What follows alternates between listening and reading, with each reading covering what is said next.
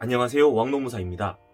오늘은 산재 처리하는 것에 대해 알아보겠습니다. 이건 산재 처리 안 되겠지라고 생각했던 것들 중에서도 산재 처리 되는 것들이 많이 있어요. 예전에는 출퇴근 중에 발생한 사고는 대부분 산재 처리가 안 됐지만 이제는 출퇴근 중에 발생한 사고도 다 산재 처리가 가능합니다. 그래서 지금부터 산재 처리 가능한 것들은 어떤 것들이 있는지 살펴보고 어떤 보상을 받을 수 있는지도 알아본 후 산재 은폐, 공상 합의에 대해서도 알아보겠습니다. 그럼 지금부터 시작합니다.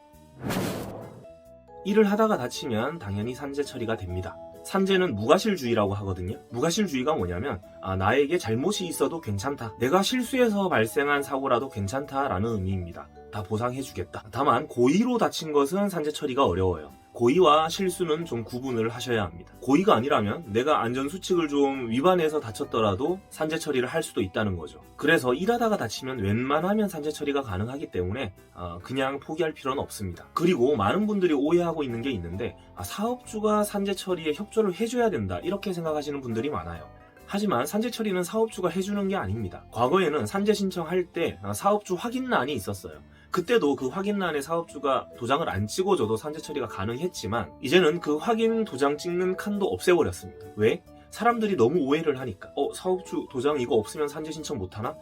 사장님한테 말하기 좀 곤란한데? 이러면서 산재 신청을 포기해버리는 사람들이 많으니까 사업주 확인 도장 찍는 그 칸을 없애버린 거죠. 정리하면 산재 신청은 사업주가 도와줄 수는 있어요. 하지만 기본적으로 본인이 진행하는 겁니다. 사업주가 거부하든 반대하든 본인이 근로복지공단에 산재 신청하면 됩니다. 최초 요양급여 신청서를 접수하면 되는 거예요. 그리고 꼭 사업장 내에서 다쳐야 산재 처리가 되는 건 아닙니다. 출퇴근 이동 중에 다쳐도 산재 처리가 돼요. 사업과 전혀 관련 없는 사람이 나한테 차를 박아서 교통사고가 난 것도 산재 처리가 된다는 거예요. 과거에는 이런 출퇴근 중에 발생한 사고는 사업주가 제공한 통근버스가 아니면 산재 처리가 어려웠습니다. 그래서 통근버스 이용하지 않는 사람이 사업장 거의 다 왔는데 사고가 났어요. 그러면 기어서라도 팔 한 짝이라도 사업장 안으로 걸쳐라. 그래야 산재 처리가 용이하다. 이런 게 있었거든요.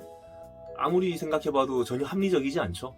그리고 통근버스 제공하는 회사가 그렇게 많진 않은데 통근버스를 이용해야 산재 처리가 되고 아니면 안 되고 이게 너무 불합리하기 때문에 법이 개정되었습니다. 이제는 통근버스가 아니더라도 출퇴근 중에 이동 중에 발생한 사고는 산재 처리가 됩니다. 다만 통상적인 출퇴근이어야 해요. 예를 들어 오늘 퇴근하는데 내가 종로에서 친구 만나기로 했어. 친구랑 술 먹고 이제 들어가는데 교통사고가 났어요. 이거는 통상적인 퇴근길이 아니죠. 그럼 이렇게 다친 거는 산재 처리가 어렵습니다. 이건 어떨까요? 요즘 감기가 유행해서 목이 너무 안 좋아. 그래서 출근하는 길에 약국에 들려서 약을 사서 출근하다가 사고가 났습니다. 이거는 통상적인 출근길인가요? 네, 맞습니다. 통상적인 출근길로 봐서 산재 처리가 가능합니다. 구체적으로 법령에서는 이렇게 규정하고 있습니다. 출퇴근 중에 이 정도 행위를 하는 것은 통상적인 출퇴근길로 본다는 거죠. 그래서 이동 중에 다쳐도 산재 처리가 가능한 겁니다. 회식하다가 다쳐도 산재 처리가 가능할 수 있어요. 하지만 술 먹고 넘어져서 다친 건데 민망해서 산재 신청 못 하시는 분들이 많죠. 그런데 생각보다 회식 때 술 조금만 마셔도 발 헛디디면은 발목 돌아가서 한 달 깁스하고 이런 분들이 있거든요. 이거 산재 처리해야죠. 그러려고 산재보험 가입하는 거죠. 다만 회식 중에 이렇게 다친 거는 사업주 협조가 좀 필요해요. 사업주가 협조해줘야 좀 깔끔하게 처리가 됩니다. 회식 공식적인 거 아니었다. 그냥 친한 사람들 몇 명 모여서 한 거다. 실제 사실관계가 그런 거면은 산재 처리가 어려울 수 있습니다. 그런데 실제 사실관계가 공식적인 회식이어서 강제 필참 이런 거였는데 사업주가 자기가 피해볼까 하고 거짓말을 한다. 강제적인 회식이 아니었다라고 거짓말을 한다. 이러면은 어느 정도 강제적이고 의무적인 회식이었다는 걸 증명해야 되기 때문에 좀 복잡하게 돌아갈 수 있죠. 그래서 이런 회식 중에 다친 사고 사업주가 협조해주면 빠르고 깔끔하게 진행될 수 있습니다. 체육대회나 야유회 이런 곳에서 다친 것도 산재 처리 가능할 수 있어요. 회사 차원에서 추진한 거면 가능한 겁니다. 이렇게 산재 처리를 하면 어떤 보상을 받을까요? 먼저 요양급여를 받을 수 있습니다. 병원에서 치료한 치료비예요. 이건 기본이고 두 번째 휴업급여 이게 꿀이에요. 산재로 지금 병원에 입원하거나 통근치료하면서 일을 못한 기간이 있죠. 그 기간에 대해서 평균 임금의 70%를 나라에서 지급해줍니다. 1개월 쉬었으면 월급의 70% 받는 거죠. 일을 안 했어도. 요양급여, 휴업급여 외에도 장해가 남으면 장해급여, 노동자가 사망하면 유족급여, 다양한 보상체계가 마련되어 있습니다. 그래서 일 관련해서 다치면 당연히 산재 처리 가능하다 이렇게 생각하고 알아봐야겠죠. 몰라서 못 받고 그냥 포기하면 너무 아까우니까요. 그리고 지금까지 말씀드린 건 다 사고예요. 업무상 사고. 하지만 많은 사람들이 이거는 산재 아니겠지라고 생각하는 것들이 업무상 질병입니다.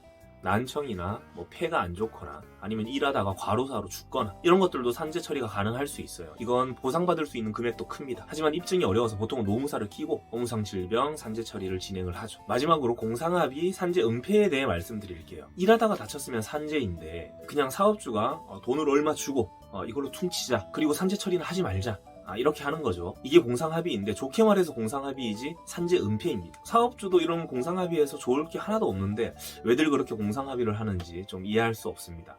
왜냐하면 산업재해 조사표라는 게 있는데 3일 이상 쉬어야 하는 사고가 발생했어요. 좀 큰 사고죠. 크게 다쳤어요. 그러면 산업재해 조사표를 제출해야 합니다. 이거 안 하면 과태료 좀 세게 맞습니다. 그런데 공상합의했다? 당연히 산업재해 조사표 제출 안 했겠죠. 그냥 산재 처리 안 하기로 숨긴 거니까. 하지만 나중에 산재가 있었다는 게 드러나면 그러면 그때 과태료를 세게 맞는 겁니다. 나중에 어떻게 산재가 있었다는 게 드러날까요?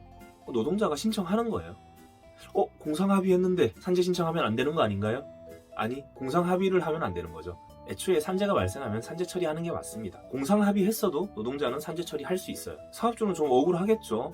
뒤통수 맞은 거 같겠지만 하지만 애초에 노동자가 산재 신청할 수 있는 권리를 제한할 수가 없어요. 공상합의하고 약속하고 지장 찍어도 산재 신청할 수 있습니다. 이렇게 되면 산업재해 조사표 제출하지 않은 것에 대한 과태료까지 맞기 때문에 사업주는 웬만하면 공상합의 이런 거 시도하지 말고 그냥 산재가 발생하면 산재 처리를 하는 게 좋겠습니다. 오늘 영상은 여기까지 하겠습니다. 영상이 도움이 되었다면 구독과 좋아요를 부탁드릴게요. 구독자 4만 명 기념 라이브를 해야 하는데 요즘 좀 바빠서 계속 미뤄지고 있습니다. 조만간 하겠습니다. 그럼 다음 시간에 또 만나요.